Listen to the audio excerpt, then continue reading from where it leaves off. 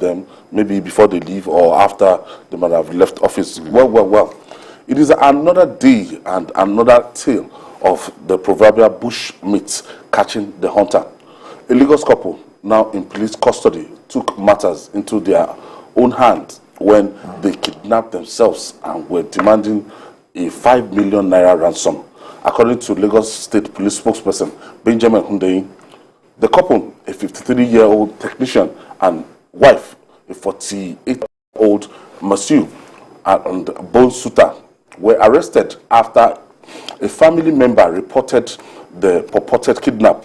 He said the couple, who admitted to the crime, said they planned the self-kidnap with the hope of raising 3 million naira to buy back their house in the Badagry area of Lagos State. Jide, this is bizarre. You know, these things happen, though. This is happen. As I was reading their story, I saw another case in Kano. But this one was, you know, the complaint of this man is that he has relations who are well-to-do, some of them based abroad, but that if he asks for money to buy that, to buy back that house, to buy back the house, they will not give him. So because he felt that they would not give him, he then decided to stage his own kidnap. And the wife, believing that once they sent a message to them that they had been kidnapped, those ones abroad and those of them who are here, those stingy relatives, will fork out the money. That was what he was thinking. But you said you were kidnapped, but you were still resident in your house. So in the end, they reported them to the police. Stupidity. Yes, and they were arrested. And according to the police, this couple account for, in terms of their income, monthly income, is in the range of 490,000 per month. They're not doing bad. They are not doing bad. So the question to ask is, why can't they raise money through this? Make some what you earn, and hopefully you get there someday. But you prefer to con people, so they will eventually go to jail unless the judiciary is lenient, because every state has its laws governing kidnap.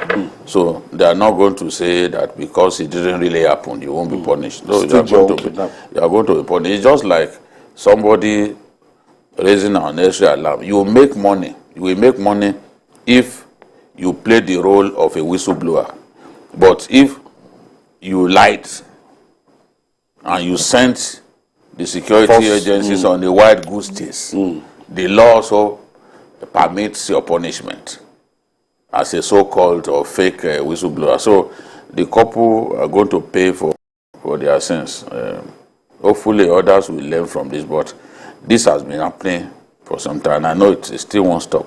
DKB, this is a sign of, I would call this as a sign of poverty, because when you look at what the income level Jide reeled out, half a million for the average family in Nigeria. That's a lot of money. I don't think it will stop. I don't think so. My fear is that it's going to become more rampant. Not only for the kidnapping is just the recent aspects. Don't forget that in the past, people have done similar things under similar guises for similar results. Because our people tend to believe that we react positively to negative news. That if somebody is sick, we don't really care. But if somebody died, we are willing to raise millions to solve that problem. I think once the law is applied at a level that will serve as a deterrent, we can move forward. But I don't think it's going to stop for anybody willing to do this again down the line. And that, to me, is a tragedy. You know, there's also this entitlement mentality. When I feel that, after all, my uncle is rich, he should be able to help me. Yeah. My auntie is rich, he should be able to help me. In this part of the world, I don't know where we got that mentality from. Yeah, just on your own. And everybody, people have their own issues. Yeah. that relation of yours, That he also has his own problems that he's grappling with. There are many people who move around. They don't put their problems on their faces. Yes. But they are they are somehow weighed down by their problems. It's just that you don't. The way we respond to adversity is different. Yeah. Our capacity. Yes, our capacity to absorb adversity is different. Some you will never know. You see them, they will come out, they dress well, they look fine, but they are going through a lot. So what to imagine, somebody told me, said, the day you give that person once, it's you that will keep coming to. And he will tell you that, oh, I don't have anywhere else to go. That's why I'm coming to you. Now, that person that you are going to all the time, he also wants to help other people. But if you keep going to him, you also block the avenue for other people to be able to enjoy some of the wealth of that person. But our people don't see like, oh, it's my brother. Why is he not kind to me? Why is he? And some people, they will even set them up in business. They will mess it up and still go back to the same person. I don't understand. And some people feel that for that fact that you see us on TV, that we're that's even worse. You come into our inbox. Yes, there's not about our experiences today. You remember the skits? I don't know. They don't know that even people, you see people on TV, some of those clothes are bought for them. You don't even know wardrobe allowance. There's wardrobe allowance, although they don't give me. It's not as if they give me. But so that they don't think that those Ankaras that I wear are actually TVC wardrobe allowance. There is a category of TVC staff who get it. But remember that there is this skit of a guy who was calling his brother abroad. That one was in the snow. Obviously, he was going to work. He was tired. And the guy now made the call to the brother abroad and said, hey, brother, I've decided what to do. He said, okay, fine. What do you want to do? He said, I want to start a petrol station. Petrol station. And he was saying, are you sure? He said, yes, there's a location in Ibadan that I like, very near the express. He said, how much will it cost? He said, brother, it will not cost much, just about 300 million. And the man had to start reading courses on him. That I'm going to walk now in the snow. I have to put up my car at 2 a.m. for it to walk, to be warm enough. I have to clear my pathway. So else I'll not be able to leave my house. I cannot rest because I have to go to work. In fact, sometimes I wish we send people from Nigeria abroad to live the lives those people are living.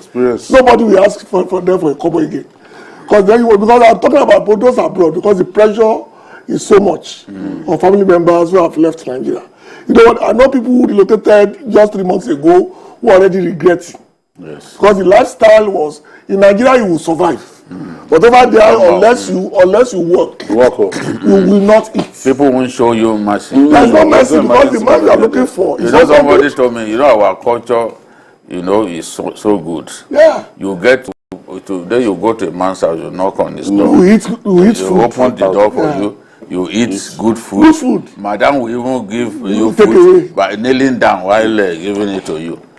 If you try it over there, without telling the person you are coming, you do it the first time, the second time, it's going to... You are not to get access. Yes, yes, that was going on. You didn't tell me you were coming. You didn't tell me you were coming. And that's why we are going now in Nigeria today. Because once people are still showing entitlement at this level, imagine what they will do down the line. And it's not only family members. Even people you know over the internet. You've never met them before. And they're still making that level of entitlement that a family member will have. The only way to do this, of course, is to find a way to make sure work is abundant. Or else, we are just going to keep on going around. But there are still some people, even if work is available, they are too lazy to work. Too lazy. They don't want to work. They are even very choosy about what to work. I know. And there are some people like that. When we had crisis at Punch with vendors in Ibadan, I called some of my cousins. The man told me to my face, he said, Benjamin Hundeyin now. I'm too famous, I'm too well known to be a vendor. He has no job. I said, look, you are going to be making about that time, 20 years ago. about 500 naira a day. You give them a kiosk. I said you will make a lot of money. You will be walking around. You are not walking around. You stay in one place. We give you newspapers, keep all the commission and all that. No, I'm too important. You will believe that you diminish. Yes, I do know who I am in this neighborhood. You know how important I am. It's jobless. You are not important. You are jobless. You are jobless. All right. In a tragic turn of events that have left many in shock,